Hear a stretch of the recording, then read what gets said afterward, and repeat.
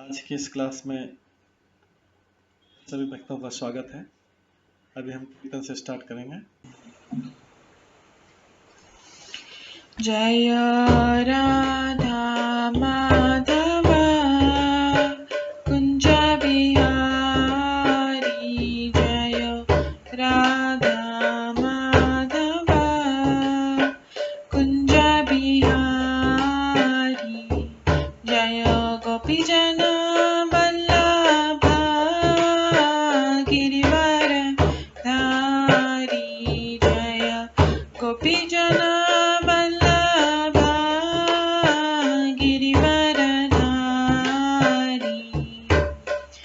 यशोदानन्दन व्रज जनरञ्जन, यशोदानन्दन व्रज जनरञ्जन, यमुनातीरवनचारि, यमुनातीरवनचारि,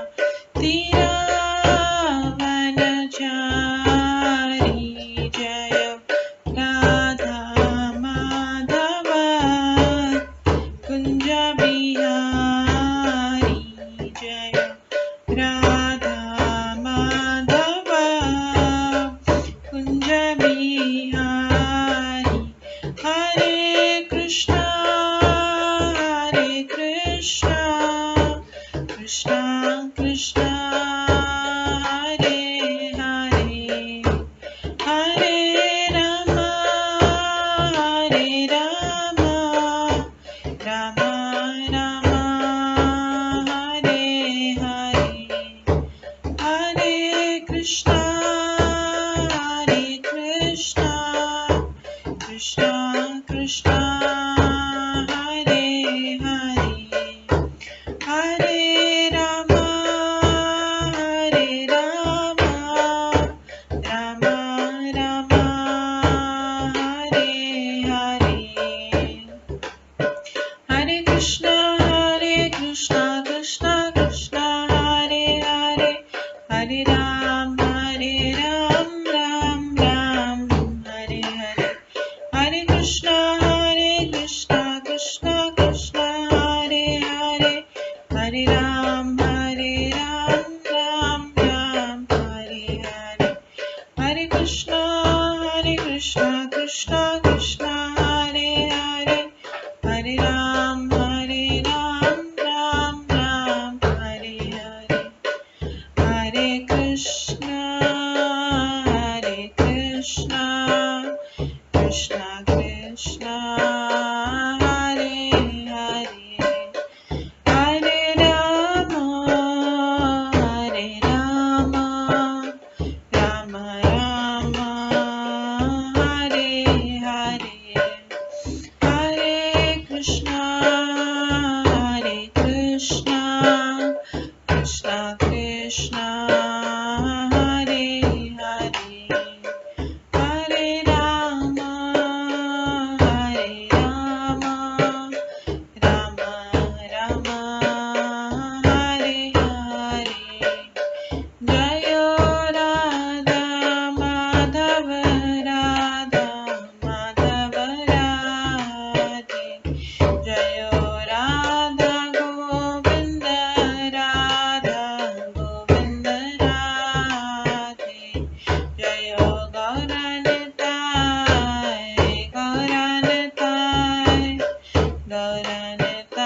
जय गौरनिताय, जय जय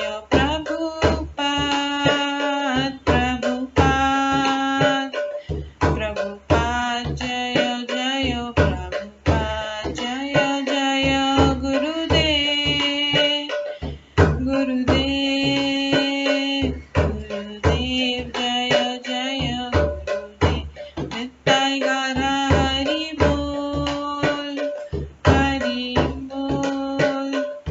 हरि बोल निताय गौर हरि बोल। गौर प्रेमानंदे हरि हरि बोल। हरे कृष्णा। आज की इस क्लास में सभी भक्तों का स्वागत है। अभी मंगलाचरण से स्टार्ट करेंगे। ॐ अज्ञानतिमिरन्धस्य ज्ञानाञ्जनशलाकया चक्षुरुन्मिलितं येन तस्मै श्रीगुरुवे नमः।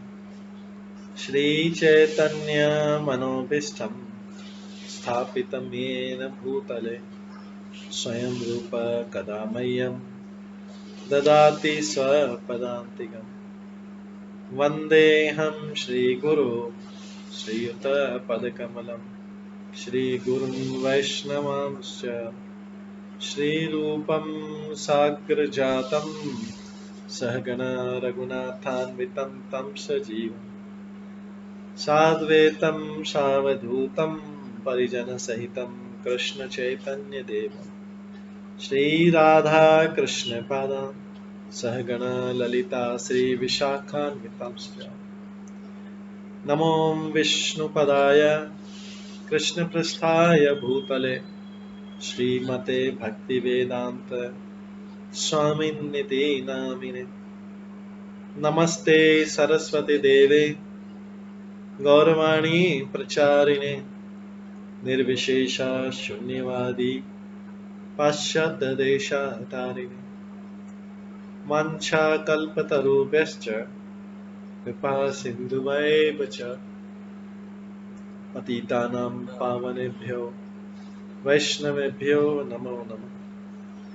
जय श्री कृष्ण चैतन्य प्रभु नित्यानंद श्री अद्वैत गदाधर शिवासादि गौर भक्तवृंद। हरे कृष्णा कृष्णा कृष्णा हरे हरे, हरे राम राम राम हरे हरे।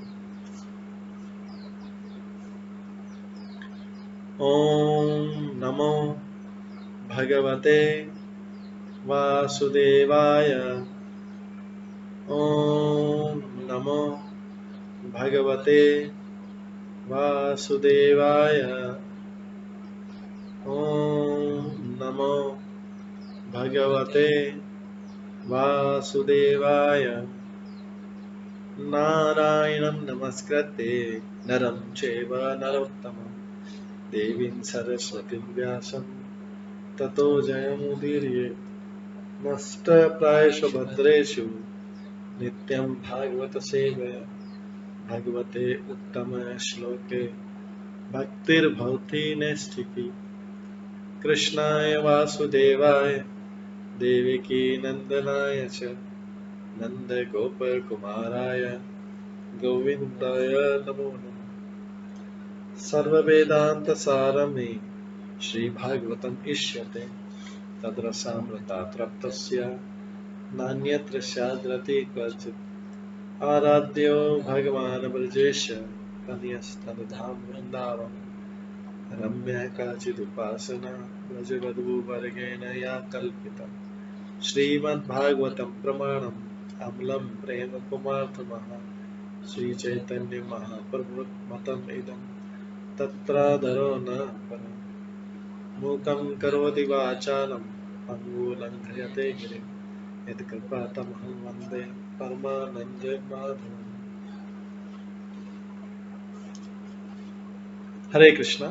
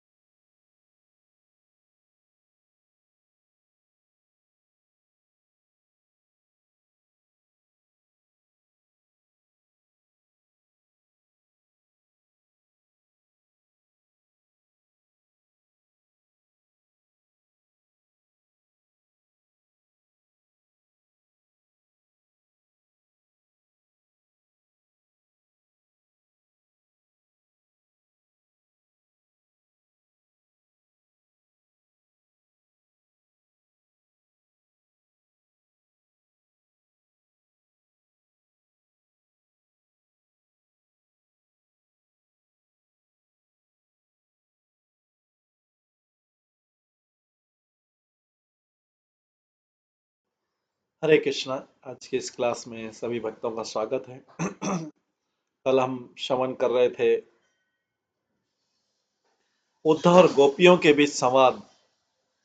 ये उद्धव और गोपियों के बीच वार्ता है और भ्रमर गीत जो है इसमें ये बहुत लंबा वार्ता है।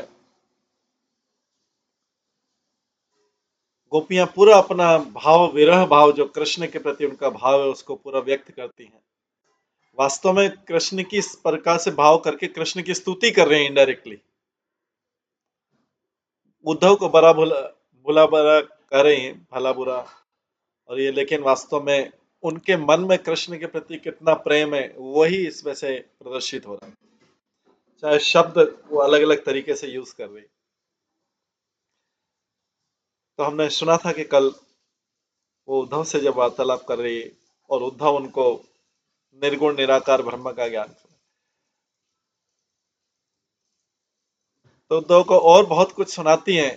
लेकिन ये पूरा जो उनका सुनाना है उनके अंदर जो कृष्ण प्रेम भरा हुआ है वही व्यक्त हो रहा है पूरा के। गोपियां कहती हैं उद्धव ये आंखें बहुत अनुरागी हैं, ये एकटक उस मार्ग को जोती रहती है जिस मार्ग से कृष्ण मथुरा गए थे। हम तो तब से उसी मार्ग को देख रहे हैं जिस मार्ग, क्योंकि उन्होंने बोला था हम वापस आएंगे। उन्होंने बोला कि हम वापस आएंगे, इसलिए हम तो वो राह देखते, तब से राह ही देख रहे हैं। भूल कर भी पलक नहीं झपकते हैं हम। इन आंखों ने तो, हालांकि इसमें कई अलंकार है, कई अतिशयोक्ति अलंकार भी है। भूल कर भी पलक नहीं झपकती। इन आंखों ने तो बिना वर्षा ऋतु के ही वर्षा ऋतु बना दी। हमारी आंखों ने तो बिना वर्षा ऋतु के ही वर्षा ऋतु बना दी। इसे तो तुम विद्यमान देख ही रहे हो, हमारी आंखों को तो देख रहे हो। हमारी आंखों का रो रो कर इतना बुरा हाल है कि तुम और क्या किया चाहते हो। इसलिए इन आंखों पर दया करके अपना निर्गुण ज्ञान छोड़ दो। हमारे मन से कृष्ण के प्रति प्रीति मत हटाओ और निर्गुण की प्रीति मत डालो हमारे अंदर। अपना निर्गुण ज्ञान छोड़ो। अगर तुम इसी प्रकार निर्गुण की रट लगाए रहोगे तो आंखें रो रो कर भी व्याकुल हो जाएंगी। तुम तो श्याम सुंदर के सखा हो, प्रवीण हो, सारी स्थिति को समझते हो, विरहीन आंखों का स्वभाव समझते हो। सूरदास कहते कि वही उपाय करो जिससे स्वामी कृष्ण मिल जाए। ये ज्ञान मत दो अब।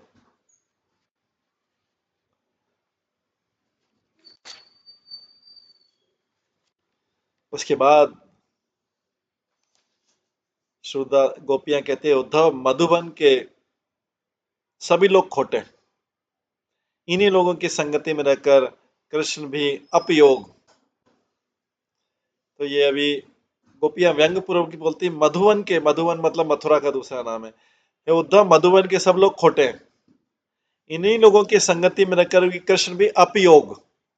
जैसे अप संप्रदाय होते तो अपयोग, भक्ति योग के स्थान पर प्रेम प्रीति के स्थान पर प्रेम योग के स्थान पर कृष्ण भी अपयोग निर्गुण ब्रह्म आदि के सीख गए। और एक ये उद्धव है जो ब्रज की भलाई के लिए युवतियों को योग की शिक्षा देने आए हैं और उसी उपयोग को युवतियों के योग्य मानकर उनके लिए योग ले आए हैं। हे सखी, हम ये बात नहीं समझ पाती कि हम ये सखी बात नहीं समझ पाते कि आसन मारने से, ध्यान लगाने से और आंखें बंद करने से ये वियोग का दुख निकल जाएगा क्या? आसन मारने से मतलब उसको उसे अपनी लैंग्वेज में बोल रही, आसन लगाने से और ध्यान लगाने से और आंखें बंद करने से क्या हमारा वियोग का, प्रेम वियोग का दुख दूर हो जाएगा कृष्ण से? हम गांव की गंवार अहिरनिया भला इतना क्या जान गए हैं? हम इतना क्या जान गए गांव की गंवार अहिरनिया के आसन ध्यान और आंख मूंद लेने से वियोग निकल जाएगा, कृष्ण के प्रति प्रेम निकल जाएगा। सूरदास कहते हैं सखी, वियोग रूपी व्याधि को, वियोग रूपी रोग को निकालने के लिए अच्छा से अच्छा वैद्य लेकर भी क्या होगा, जब कहने पर भी कृष्ण जैसे रसिक योग्य वेग वो हमारे रोग को नहीं जान रहा है। जब कृष्ण जैसे रसिक वेद्य हमारे रोग को नहीं जान रहे और वो ये योग की शिक्षा देने आए तो उपचार कौन करेगा? फिर बोलती ऊधो जोग सिखावन आए। वो फिर अपनी लैंग्वेज में कहते ऊधो जोग सिखावन आए, श्रृंगी भस्म आधारी मुद्रा जे ब्रजनाथ पठाए, जो बे लोक जोग लिखी गोपिन को कतरस रास दिखाए। तुम ही क्यों न ज्ञान उपदेश्यो अधर सुधारस लाए, मूरली सब शब्द सुनत बन गमनी, सूतपति ग्रह बिसराए, सूरदास संग छाड़ी श्याम की हमें भय पछताए। गोपियां कहते सखी जाओ, आओ देखो ये श्याम सुंदर के सखा।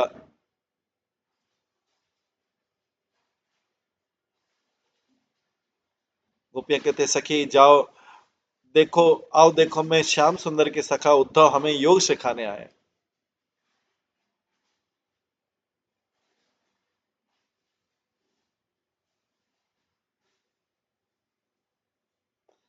गोपी कहते सखी आज जाओ, आओ देखो ये श्याम सुंदर के सखा उद्धव हमें योग सिखाने आए। स्वयं ब्रजनाथ ने इन्हें श्रृंगी, भस्म, अधारी और मुद्रा आदि को देकर भेजा है। हमें तो खेद है इस बात का कि अगर शाम को इस प्रकार योग लिख कर ही भेजना है तो फिर हमें रास का अद्भुत रस क्यों पिलाया। गोपियां कहती कि अगर शाम को ये बाद में ये भेजना था, इस प्रकार योग का ज्ञान भेजना था, तो हमें रास का रस क्यों पिलाया। हमें तो खेद इस बात का है कि रात का क्यों रास का खेल रचाकर हमारे हृदयों में प्रेम प्यार का तपन किया। जब वे अपने अधरों को सुधा रस पिला रहे थे, जब हमें अपने अधरों का, होठों का सुधा रस, अमृत रस पिला रहे थे, तो उसका वर्जन करके उसी समय ज्ञान का उपदेश क्यों नहीं दे दिया रासलीला के समय। न सुधा रस पिलाते, न अमृत रस पिलाते, और न इस प्रकार की प्रेम लालसा हमारे हृदय में उत्पन्न होती। अगर इच्छा भी होती तो हमारा निराकरण हो जाता, लेकिन उन्होंने रास में अमृत रस पिला दिया। श्री कृष्ण की मधुर मुरली सुनकर हमें उस आकर्षण में बंद कर हम तो वन कर तक दौड़ी चली गई, यहाँ तक कि अपने पुत्र, पति और घर बार तक को भुला दिया। सूरदास कहते हैं सखी श्याम सुंदर का साथ छोड़कर ये पछताना तो अब हमारे भाग्य में आया है। हमें तो इसी बात का सोचे कि न श्याम से प्रेम करते और न इस प्रकार का पछताना पड़ता। ये अपने अंदर की भावना, ये सब उद्धव को सुना रहे हैं भावने के माध्यम से, क्योंकि भावने का कलर, उद्धव का कलर, श्याम कलर, तीनों एक। कोई गोपी उद्धव पर व्यंग करती है अपनी सखी से, कहते सखी मथुरा के लोगों को कौन विश्वास करे। तो उद्धव मथुरा से आए थे कृष्ण में, तो कोई सखी दूसरी से बोलती है सखी मथुरा के लोगों को कौन विश्वास करे, उनके मुख में तो कुछ और, हृदय में कुछ और है। और तभी तो ये बना बना कर हमें पत्र लिखकर भिजवा रहे हैं। जिस प्रकार कौआ जो है कोयल के बच्चे को प्रेम भाव तथा भक्ति से दाने चुगा चुगा कर उसका पालन पोषण करता है,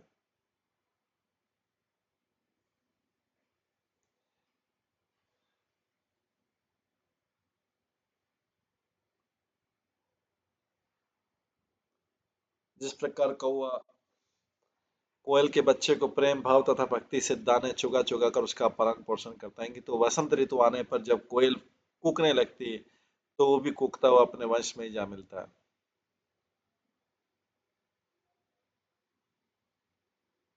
इस प्रकार श्री कृष्ण को जी को हम ब्रजवासियों,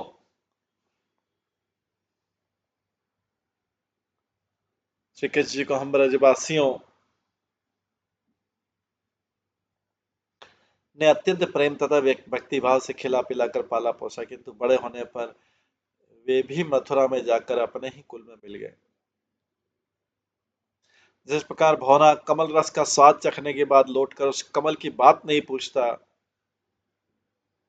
उसी प्रकार श्री कृष्ण जी ने हमारे साथ अनेक आनंद क्रीड़ाएं की और जब लौटकर हमारी सुधि भी नहीं ली। है सखी जहाँ तक श्याम शरीर वालों का संबंध है, वे अत्यंत कृतज्ञ होते हैं, भला उनसे क्या प्रेम संबंध स्थापित करें, उससे लाभ भी क्या है।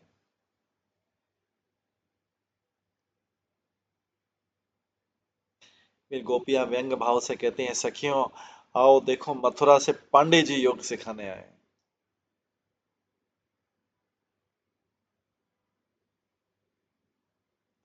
मथुरा में पड़े लोग भांग छानते और मस्त रहते हैं, उन्होंने भोग विलासी मतलब है, ज्ञान योग से उन्हें क्या लेना देना। इस पर गोपियां व्यंग करती कि जो स्वयं भोग विलासी हैं, भावना वृत्ति का है, वही योग की शिक्षा देने आए। ये बड़े परमार्थी हैं, हमें योग सिखाने के लिए पुराण आदि को लाद कर दूसरे उसी प्रकार लाएं जैसे बंजारे अपने गाड़ी पर सब कुछ लाद कर एक स्थान से दूसरे स्थान पर जाते हैं।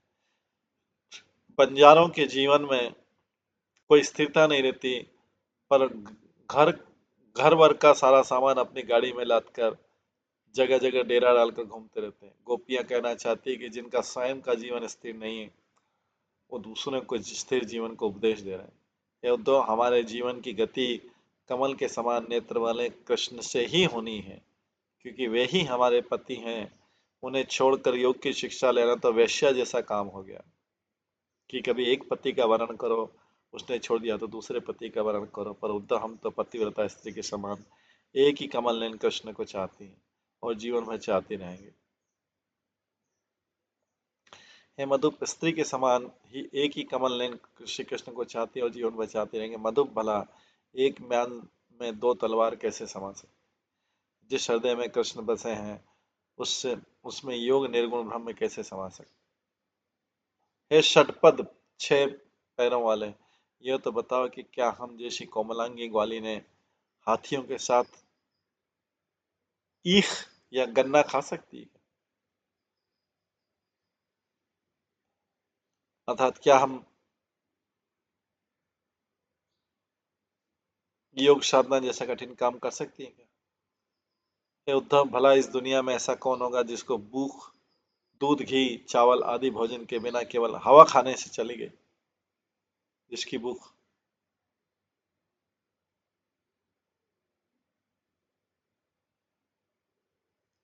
हे उद्धव, क्या क्यों व्यर्थ में दो साफ साफ बातों को मिलाकर गड़बड़ करना चाहते हो? बताओ, चोर कौन है और शाह कौन?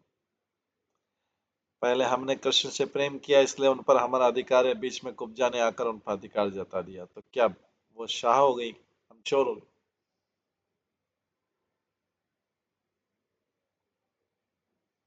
सुदास कहते हैं, जैसे एक ही खेत में एक साथ धनिया धान और कुमड़ पैदा नहीं होता, उसी प्रकार हृदय में कृष्ण का प्रेम, तुम्हारा योग और कुब्जा की सौती अडा एक साथ नहीं रख सकते।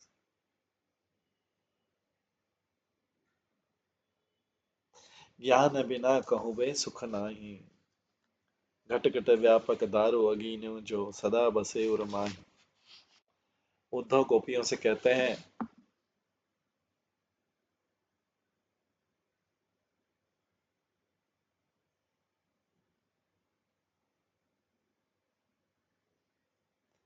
हे गोपियों, आत्म और निर्गुण ज्ञान के बिना कहीं भी कुछ भी सुख नहीं है। वो निर्गुण ब्रह्म तो हम सबके घट घट हृदयों में गुप्त या अप्रकट भाव से उसी प्रकार निवास करते हैं जैसे काठ में अग्नि छिपी हुई पर दिखाई नहीं देती, जलाने पर वो अग्नि प्रकट हो जाती है। उसी प्रकार निर्गुण ब्रह्म हर व्यक्ति के हृदय में अव्यक्त भाव से छिपे हैं। ध्यान उपासना समाधि आदि लगाने से उस ब्रह्म का साक्षात्कार हो जाता है। वो ब्रह्म सदा हृदय में निवास करता है। गोपियों, तुम लोग निर्गुण को छोड़कर सगुण ब्रह्म के पीछे क्यों दौड़ रही हो? पर यह तो बताओ कि सगुण ब्रह्म है किसके पास, फिर उससे तुम्हें क्या मिल गया सिवाय इस विरह के जिसे तुम अब दिन रात भोग रही थी? वह जो तत्व निर्गुण ब्रह्म है, वह तो तुम्हारे हृदय के बहुत निकट है, इतना निकट कि सभी सगुण के समान तुमसे छूटकर नहीं जा सकता। ये उद्धव जी बोल रहे हैं गोपियों के जवाब में। गोपियां ज्यादातर बोलती है, उद्धव को कभी कभी बीच में बोलने का मौका मिला। वह तो तुम्हारे हृदय के बहुत निकट है, इतना निकट कि कभी सगुण के समान तुमसे छूटकर कहीं कहीं नहीं जा सकता। जैसे तन की परछाई सदा तन के साथ बनी रहती है, उसी प्रकार निर्गुण ब्रह्म भी तुम्हारे साथ बना रहता है। और फिर गोपियों, सच्चे मन से बताना कि जिस सगुण ब्रह्म की तुम जब अब तक आराधना या अनुगमन करती रही, उससे तुम्हें कौन सा सुख मिला है या भविष्य में कौन सा सुख मिल जाएगा? सुदास कहते हैं, उद्धव ने कहा है, गोपियों, निर्गुण छोड़कर सगुण की आराधना ऐसा ही है जैसे श्वेत की ज्योति हुई मुख्य भूमि को छोड़कर परती भूमि में खेती करना। ज्योति हुई मुख्य भूमि को छोड़कर परत वाली रेत वाली भूमि में, बंजर भूमि में खेती करना। ऊधो कहीं तू कहीं सू फेर न कहिए, जो तुम हमें जिबायो चाहत अनबोले है रहिए। गोपियां कहती, उद्धव, अब तक तुमने जो कह दिया, पर अब कुछ न कहना। अगर तुम हमें जिलाना चाहते हो, जिंदा रहना चाहते हो, तो अनबोले रहना, कुछ बोलना मत। कृष्ण की आराधना छोड़कर निर्गुण की बात करने से हमारे प्राणों पर घात होता है। तुम्हारे लिए चाहे हंसी की बात हो, निर्गुण की आराधना करने और विरह में तिल तिल कर जीवन व्यतीत करने से तो मरना अच्छा है। अच्छा है कि हम काशी में करवट ले लें।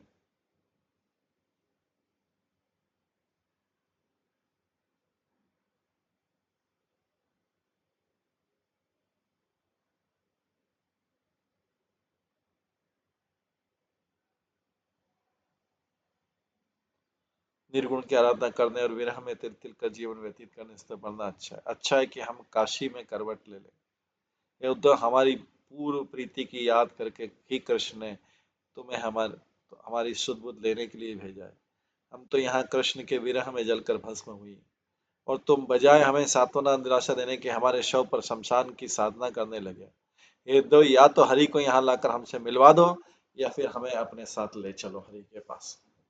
सुदास कहते, उद्धव, अब हम श्याम सुंदर बिना प्राण त्यागती हैं, और उसका सारा दोष तुम्हें पे है।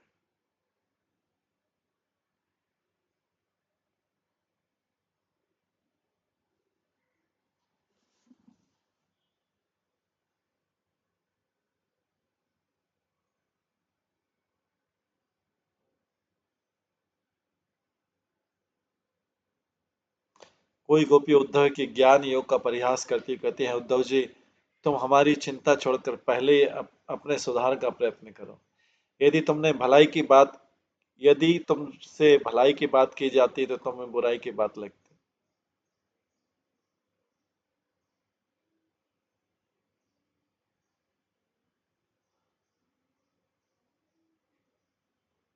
हे उद्धव जी, तुम हमारी चिंता छोड़कर पहले ही अपने सुधार का प्रयत्न करो। यदि तुमसे भलाई की बात की जाती है तो वो तुम्हें बुराई की बात लगती। जब अच्छे बुरे का ज्ञान ही नहीं तो क्यों व्यर्थ ही झगड़ा।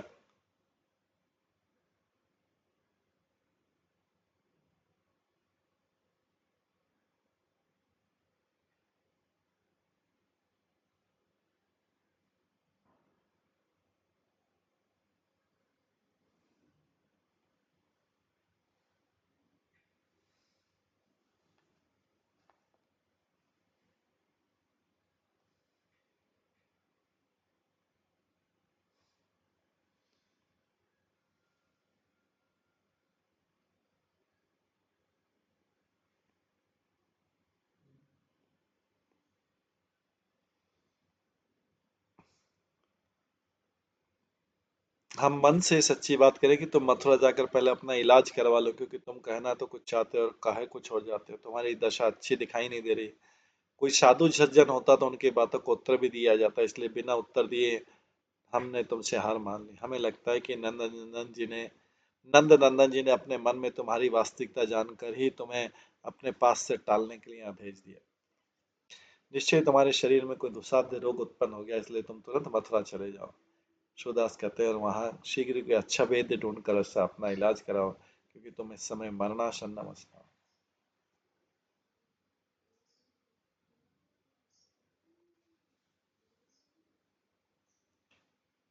घर ही के बाढ़ है राम अरे।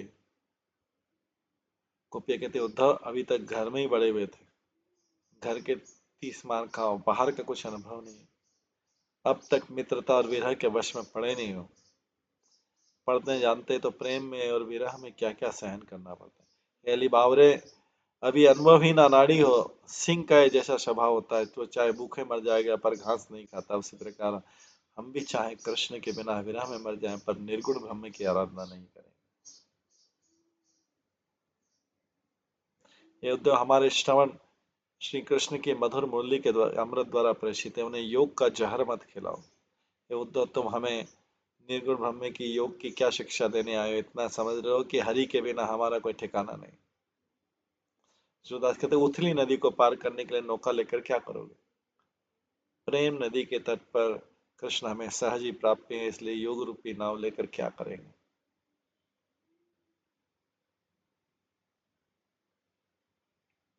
हमको हरि को कथा सुनाऊं, ये अपनी ज्ञान गाथा ली, मथुरा ही ले आओ। मथुरा ही ले जाओ, हमको हरि को कथा सुनाओ।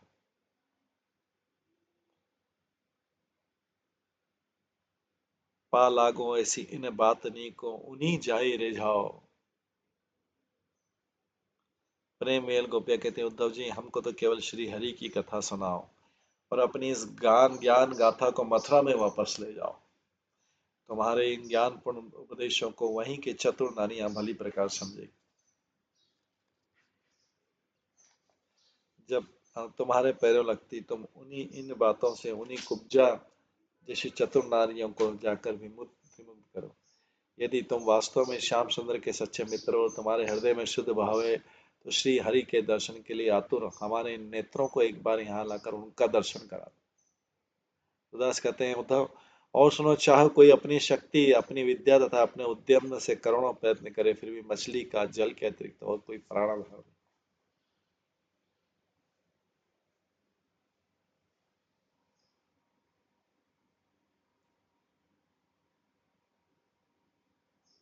इसके बाद गोपी कहते हैं उद्धव तुम्हारे निर्गुण की वाणी सुनकर हम गोपियों में से कौन है जो तुम्हारे ओर ढल जाएगी।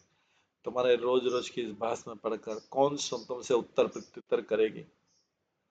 तुम्हारी इस पाती मतलब पत्र को लेटर को देखते अब हमारे नेत्र सावन के मेघों जैसा जल बरसाने लगे।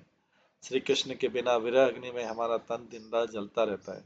अगर इन तपते हाथों से हमने तुम्हारा योग छू लिया तो वो भी जल जाएगा। रोते होते हमारी आंखों के तारे भी सजल हैं। इन जल से युक्त आंखों से देखने पर तुम्हारा योग का ज्ञान भी गल जाएगा। हमें श्री कृष्ण का वियोग भी है और शोक भी है। उद्धव ऐसी स्थिति में तुम ही बताओ तुम्हारे योग रूपी रोग से कौन अड़े, कौन उसका सामना करेगा। उद्धव अगर तुम 10 दिन गोकुल में रह जाओ तो तुम्हारा योग ज्ञान आदि सब कुछ मर जाएगा और तुम भी हमारे समान प्रेम के रंग में रंग जाओगे। अरे अली जरा यह तो बताओ, जब तुम्हारा योग ज्ञान मर जाएगा और तुम भी हमारी तरह प्रेम के रंग में रंग जाओगे तो ये श्रृंगी शैली भस्म और कथा आदि को लेकर किसके गले पड़ोगे। हमारी इन लटों का स्वयं कृष्ण ने फूलों से गूंथा है। तुम्हारे योग के चक्कर में पड़कर इन्हें जटाजुड़ बनाकर कौन धारण करेगा। ये उद्धव अपने गुणों की खान योग को मथुरा ले जाओ। यहाँ तुम्हारे इस निर्गुण को लेकर कौन अपना उद्धार चाहेगा। हाँ, मथुरा में कुछ लोग अवश्य हो सकते हैं। हमें हर पल छिन्न मोहन का ही ध्यान रहता है। उनके दर्शनों के बिना तो हमारा कोई भी काम सरेगा नहीं, पूरा नहीं होगा। हमें तो रात दिन श्याम का ही स्मरण रहता है। तुम्हारे योग की अग्नि में यह कौन चलेगा। कैसे भी क्यों न हो, कृष्ण हमें याद करे या नहीं करे, पर हमारे चित्त से मोहन का प्रेम नाम और उनका हेतु भाव कभी भी नहीं टलेगा। तुम नित्य प्रातः उठकर हमें योग सिखाने आते हो, पर सब व्यर्थ है। तुम्हारी ऐसी बातों से कौन अपना चित्त भरेगा। अब हमारी कथा सुनकर कोई व्यक्ति खड़ा खड़ा बहस नहीं करेगा,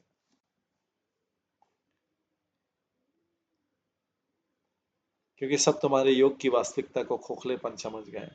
उद्धव तुम तो व्यर्थ ही अपने मन में ब्रज योग योग की रट लगाकर उठते रहते। अब तुम्हारे कहने पर इस ब्रज में कोई भी भोग आदि की व्यर्थ की बातों पर तुमसे लड़ेगा कैसे।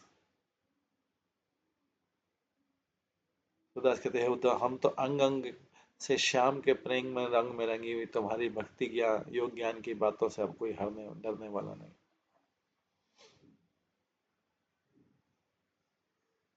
उद्धव तुम ब्रज की दशा विचारो।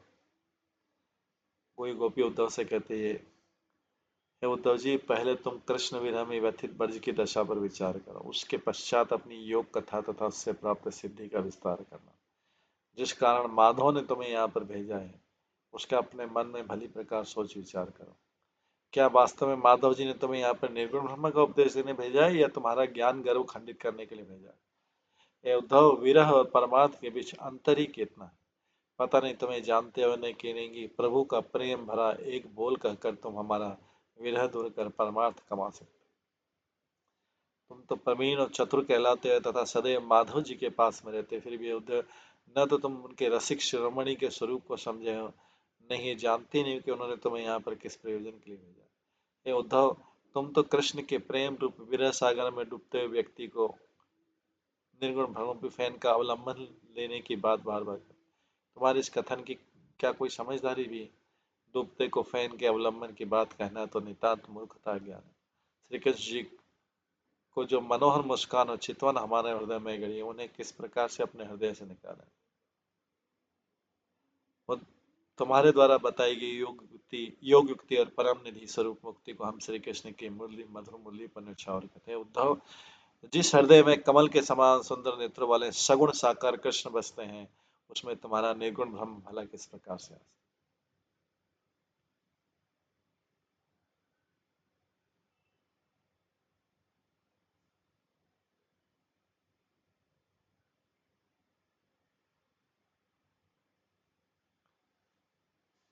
सुदास कहते हैं, मैं तो अतिरिक्त किसी अन्य देव की पूजा अर्चना करने वाले भजन को वहां दूं, भक्ति की बात तो अलग है। उधो हरि कहे, उद्धो हरि का है के अंतर्जामी। गोपी कहते हैं, उद्धव तुम हरि को अंतर्यामी बताते हैं, पर वे काहे के अंतर्यामी? अगर अंतर्यामी होते तो क्या न जानते कि उनके बिना हम गोपी की किस प्रकार विरह में व्याकुल होकर एक एक पल कट रहा है। हमारे इतने दुखी और मरणासन होने पर भी इस अवसर पर अभी तक मिलने नहीं आए, और ऊपर से आने की लंबी अवधि तय कर दी। अगर अपना मतलब होता तो रस के कामी भौरे की तरह उड़ के चले आते। उदय भला ऐसे व्यक्ति की बातों का क्या परोखा किया जाए जो गरुड़ पर सवार होकर गमन करते हैं और अपने को विष्णु समझते हैं। जैसे खट्टी जामी आमी से बर्तन की कलाई उतर जाती है, उसी प्रकार उद्धव तुम्हारे भेजने से कृष्ण के प्रीति की कलाई खुल गई कि उनकी प्रीति वास्तविक न कर झूठी। उदास कहते हैं, उद्धव एक तरफ तो हम विरह के इस दुख से व्याकुल होकर मर रही हैं, फिर एक तुम हो, फिर उनकी उनकी तरफदारी करो, हमारा ध्यान उनकी ओर से हटाकर निर्गुण ब्रह्म की ओर लगा रहे।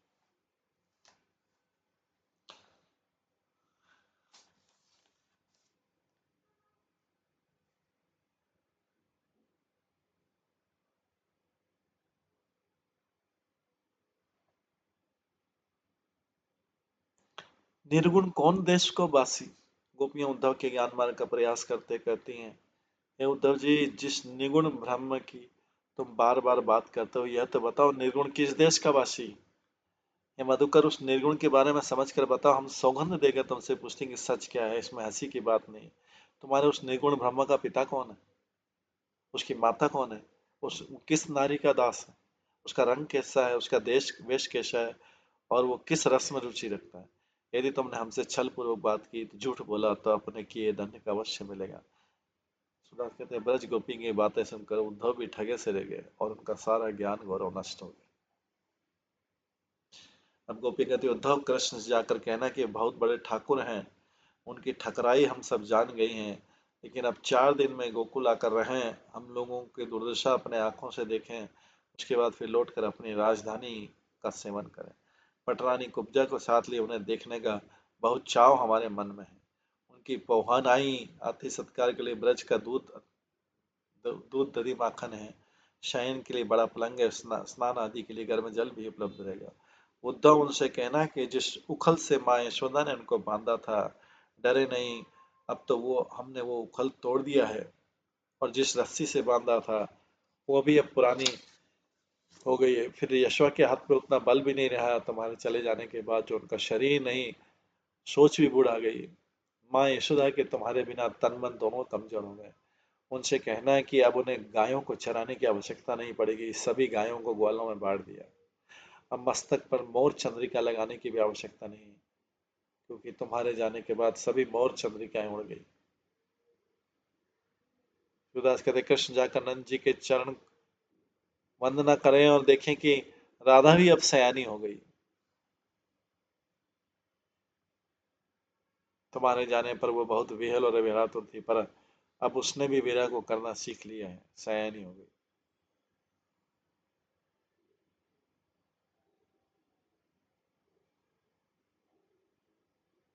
कूदो अब कुछ कहत न आवे, सिर पर सोती हमारी कुब्जा, शाम के दाम चलावे। कोई व्यथित गोपी उद्धव से कहती है, उद्धव अब तुमसे कुछ भी कहते नहीं बनता, हमारे सिर पर बैठी हुई हमारी सौत जो कुब्जा, वो चमड़े के सिक्के चला रही, जो नहीं होना चाहिए वो कर रही। उसने चंदन में जो अपने श्याम सुंदर को लगाया, कुछ ऐसा जादू टोना कर दिया कि वो श्याम सुंदर को अपने रंग में ही रंग लिया। अब वो बैठकर उन्हें तोते की तरह पाठ पढ़ाती, वो जो कहती श्याम सुंदर भी वही कहते हैं। पहले तो वो असुर कंस की दासी कहलाती थी, किंतु अब कृष्ण की प्रिया बनकर कुलवधू कहलाती। वो उन्हें अपने संकेतों पर उसी प्रकार नचाती है जिस प्रकार नटनी हाथ में डंडी लेकर बंदर को नचाती है। और अब तो श्याम सुंदर का हम गोकुल वासियों से ऐसा संबंध टूटा है कि अब हमारे लिए लिख लिख कर योग का संदेश भेज रहे हैं। सुदास कहते हैं वे हमारे स्वामी हैं, किंतु हमारे निरादर करके योग का संदेश भेजकर हमारे जले पर नमक लगा। सुनी सुनी उधो आवती हासी।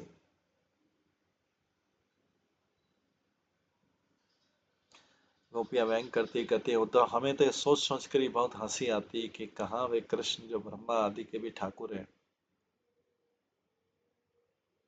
और कहाँ कंस की दासी कुब्जा। उस कृष्ण की इंद्रादि देवता क्या स्वयं शंकर भी चाकरी करते हैं। निगम आदि वेद पुराण आदि उनके कवि चारण भाट है। सिर के सिर पर उनका, शेष के सिर पर उनका निवास है। स्वयं लक्ष्मी जी इनके चरणों में रहती है। वहाँ कुब्जा किस गिनती में आती है। लेकिन सूरदास कहते हैं उद्धव कुब्जा की प्रशंसा करनी पड़ेगी कि उन्होंने प्रभु को अपने प्रेम पाश में इतना दृढ़ करके बांध लिया कि उनके सामने सभी देवी देवता छोटे या महत्वहीन हो। काहे को गोपीनाथ कहावत, जो मधुकर के श्याम हमारे क्यों न यहाँ लो आवत।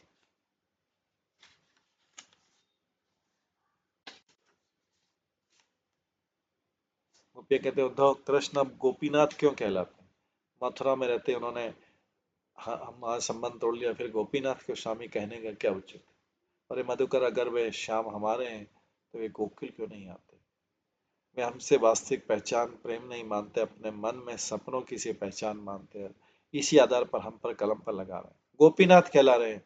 अगर कृष्ण कुब्जा पर इतने ही रिझे हुए तो उसे इसी नाम से क्यों नहीं जाने जाते, क्यों गोपीनाथ कहलाते, कुबरीनाथ कहलाना चाहिए। जिस प्रकार हाथी के दांत दिखावे के होते हैं और खाने के और होते हैं, उसी प्रकार सूरदास कहते हैं कृष्ण का हिसाब किताब है। कहने सुनने के लिए तो हमें हमारे नाम गोपीनाथ से जाने जाते, लेकिन अन्यत्र कुब्जा के पास फिर मते विलास करते।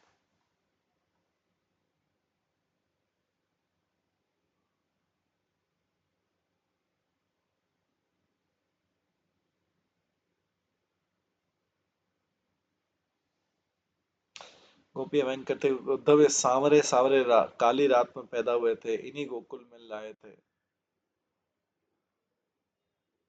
यहाँ पिता नंद और माता यशोदा ने दूध दही माखन खिलाकर पालन पोषण किया था। यहाँ तो उनके हाथ में लकुटी और कंगे पर कांगरी देकर बछड़ों के साथ मन मन डुलाया था। क्या हुआ जो वे मधुपुरी में अवतरित हुए। यहाँ तो वे गोपीनाथ के नाम से जाने जाते हैं। सब ब्रजबंदियों ने मिलकर अपना हाथ में कटीली साटी पतली छड़ी लेकर उन्हें अपने इशारों पर बंदर की तरह नचाया था। वो तो यहाँ रख कर वे सब कुछ करते थे, तब उनको योग कहाँ गया था। अब 2 दिन मथुरा चले गए तो हमको लिख लिख कर योग भेज रहे हैं। दास कहते हैं उद्धव हमें किसी और बात का पछतावा नहीं कि वे यहाँ नहीं आए, या उन्होंने हमारे लिए योग लिख कर भेजा। वो तो सबसे बड़ा पछतावा है कि हम सब गोपियों के राधा के होते हुए कुबरी के हाथों में।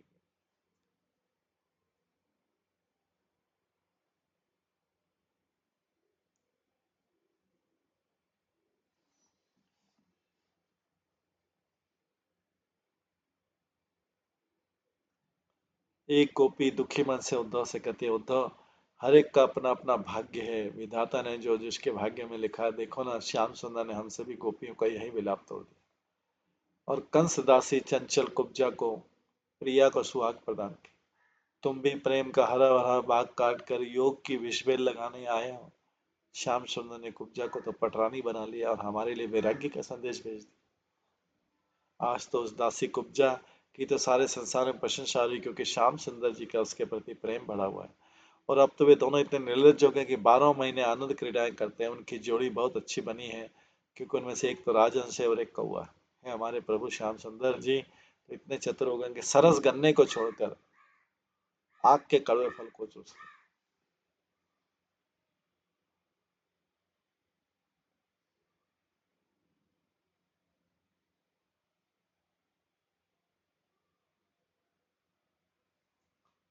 जोग ठगोरी ब्रजन बिके है। गोपियां कहते हैं उद्धव तुम्हारा योग की ये विद्या इस ब्रज में नहीं बिकेगी, भला मूली के पत्तों के बदले में मणि मुक्तादि कौन देगा। तुम्हारे व्यापार का तरीका है बेअजीब, इसलिए उद्धव तुम्हारा व्यापार धरा का धरा रह जाएगा। कोई भी तुम्हारी बेकार सी वस्तु के बदले में अपनी कीमती वस्तु कृष्ण प्रेम नहीं देगा। ये उद्धव जिनसे तुम ये बेकार की वस्तु यहाँ बेचने उठा लाए हो, उन्हीं के पेट में ये वस्तु समाएगी। उस व्यक्ति को पुनः वापस दे देने से तुम्हारा काम चलेगा। उद्धव इस व्यवहारिक बात को समझो कि दाख मुनक्का जैसी मधुर वस्तु को छोड़कर कोई भी कड़वी निबोरी अपने मुख में नहीं लेगा। हमारा कृष्ण प्रेम दाख के समान है और तुम्हारा योग कड़वी निबोरी है।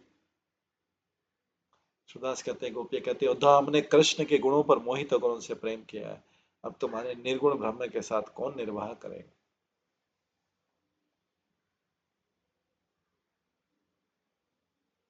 गोपियां कहती है, उद्धव व्यर्थ में झूठी झूठी मीठी बातों से क्या लोगे। अगर वे हरि हमारे हैं, हमारे पास जाएंगे तो जो करने की करेंगे हम करेंगे, पर अफसोस तो ये कि अब वे हमारे नहीं रहे, यहाँ से जाकर कुब्जा के हो गए। उद्धव में विश्वास नहीं होता कि जिन मोहन ने अपने हाथों से हमारे कानों में कर्णफूल पहनाया था, उन्हीं मोहन ने मधुकर तुम्हारे हाथों हमारे कानों के लिए मिट्टी की मुद्राएं भेजी।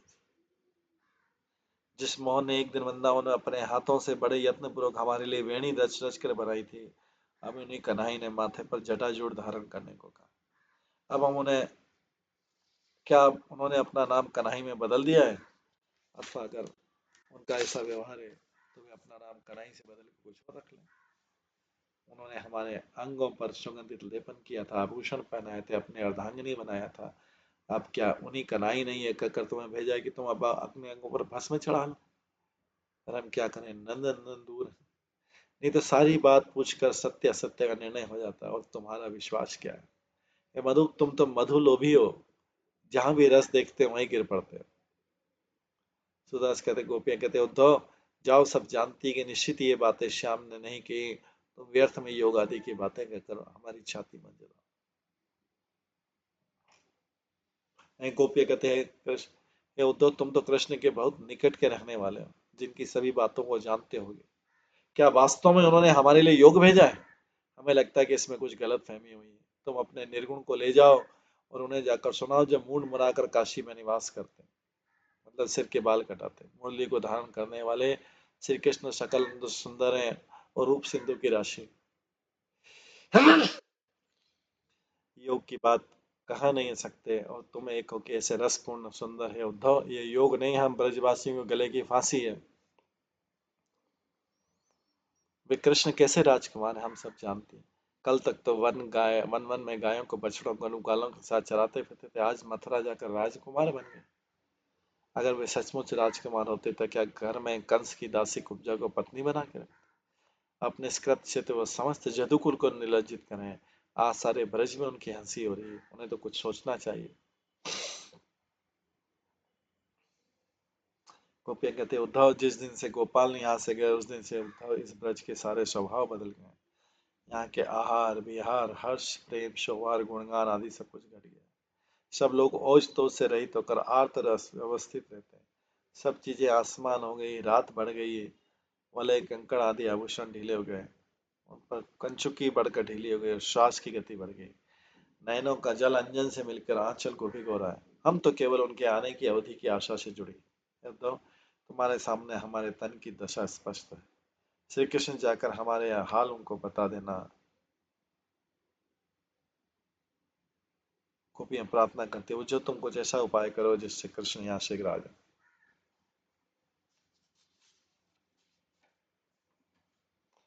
हे उद्धव, हम तो कृष्ण के साथ प्रेम कीड़ा की भूखी, उनकी विरह से दुखी ना विरह तुम्हारे निर्गुण को लेकर क्या करेंगे। और फिर भला हम प्रेम के केली की भूख गोपियों के लिए योग किस लिए, उसे लेकर भी हम क्या करेंगे। उद्धव हम तुम्हारे पैरों पड़ती हैं, हमें एक बात तो बताओ, क्या तुम्हारे उसपुर मथुरा में तुम जैसे बावरे लोग रहते हैं, जो भी नहीं जानते कि कौन किसके योग्य, बिना जाने बुझे अनुपयुक्त वस्तुओं को गले मरने आ गए। उद्धव तुम योगी हो, ज्ञानी हो, जरा हमारी तरह चंदन आभूषण सुंदर रेशमी वस्त्र आदि अपने शरीर पर धारण करके देखिए, क्या तुम उनको धारण नहीं कर सकते। फिर भी हम युवतियों को योगी के समान दंड, कमंडल, वस्त्र, अघारी आदि वस्तुएं देना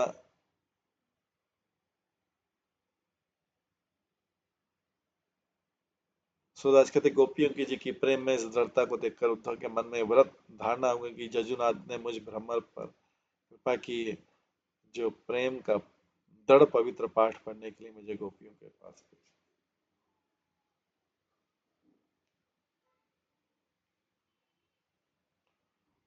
गोपी सुनहु हरि संदेश, कहो पूरन ब्रह्म ध्यावहु, त्रिगुण मिथ्यावेश। उद्धव ने कहा गोपियों हरि का संदेश सुनो। उन्होंने कहा है कि निर्गुण स्वरूप पूर्ण ब्रह्म का ध्यान करो। कि सत्व, रस और तपोमय त्रिगुणात्मक सृष्टि का तो रूप तो मिथ्या है। मैंने जो कहा है उसे सत्य कर मानो। सगुण भावना को अपने हृदय से निकाल फेंको। हम तुम इस संसार की रचना 5 तत्वों 3 गुणों से हुई है। इस विषय वासना परिक्त संसार में तत्व ज्ञान के बिना मुक्ति नहीं मिलती। जिस निर्गुण ब्रह्म के न रूप रेखा है, न जल थल में उसका नाम ठिकाना, और वही सार वस्तु है कि वो वर्ण पढ़ से परे। न उसकी कोई माता, न पिता, न कोई स्त्री। इन सबसे परे उसने जगत को मिथ्या बनाया। सूरदास कहते हैं उन्होंने कहा गोपियों देखिए सुख दुख आदि क्लेश कुछ भी व्याप्त नहीं होते, उस ब्रह्म का ध्यान करें।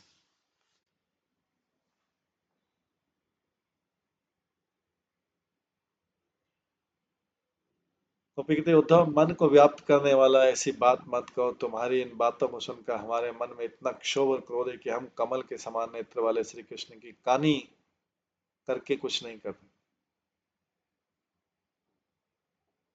गोपियाँ कहती है निर्गुण की ओर आकर्षित करने वाले और हमें बहकाने के लिए बार बार क्यों बातें बनाते हैं।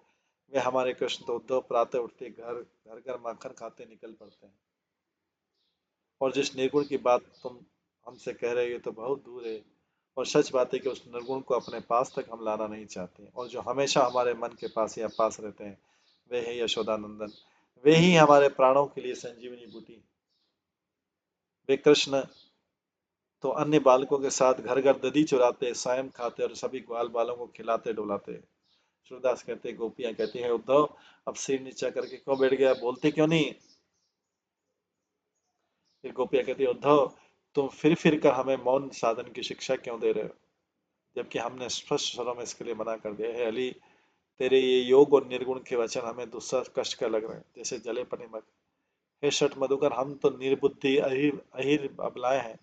जरा बताओ तो हमने कौन श्रृंगी मुद्रा भस्म धारण करेगी, कौन मर्ग छाल पर बैठकर पवन आदि प्राणायाम की धारणा आराधना करेगी, और योग के इन चिन्हों को धारण करना भी कौन जानता। इसलिए उद्धव अपना योग उन्हीं को सिखाओ, उपजा को जाकर सिखाओ जिनके जिन्हें आज ये सब हमसे करवाना अच्छा लगता है।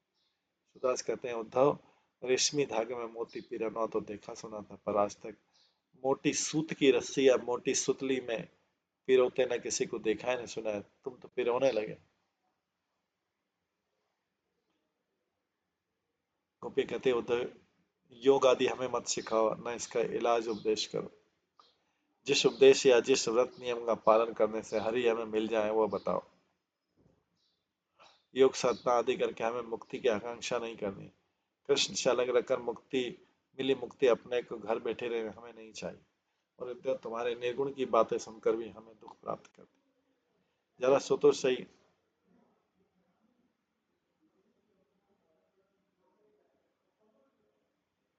जरा सोचो तो जिस सिर के बालों को हमने फूलों का तेल लगा लगा कर महकाया है, उस पर भस्म कैसे चढ़ावे। ऐसा कहते कहते गोपियां ध्यानावस्थ स्थिति में पहुंच गई और स्वयं में कृष्ण भावना पर प्रतिभाषित हो गई। कृष्ण की इस उपस्थिति को जानकर सभी गोपियां अपने आप में मग्न हो गई। सूरदास कहते उसी ध्यान की अवस्था में गोपियां कृष्ण से कहने लगे।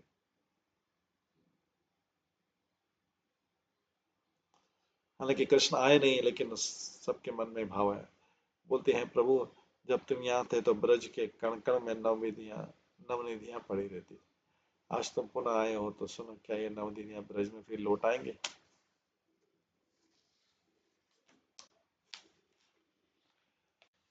एक विरह व्यथित गोपी उद्धव जी कहते उद्धव ब्रज में बार बार योग का संदेश लाने और बार बार दौड़ने से निश्चित तुम्हारे पैर थक गए होंगे।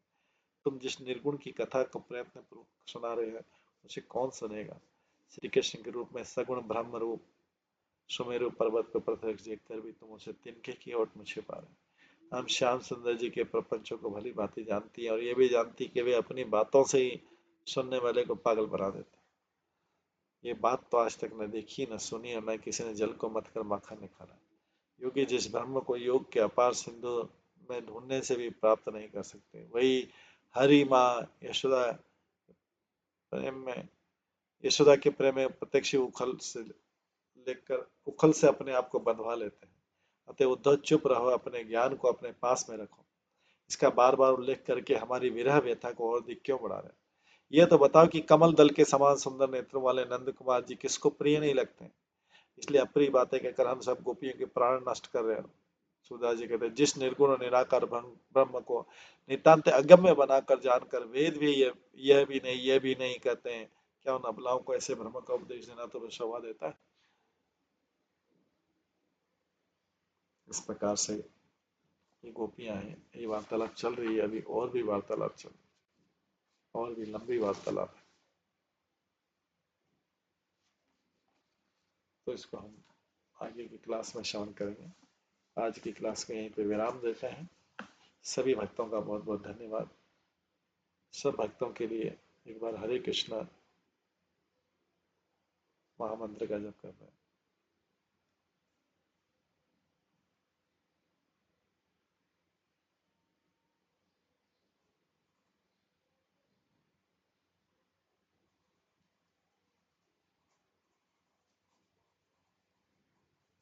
हरे कृष्णा कृष्णा कृष्णा हरे हरे, हरे राम राम राम। श्री भागवतम महापुराण की जय, श्री प्रभुपाद की जय, सभी भक्तगणों की जय। हरे कृष्ण।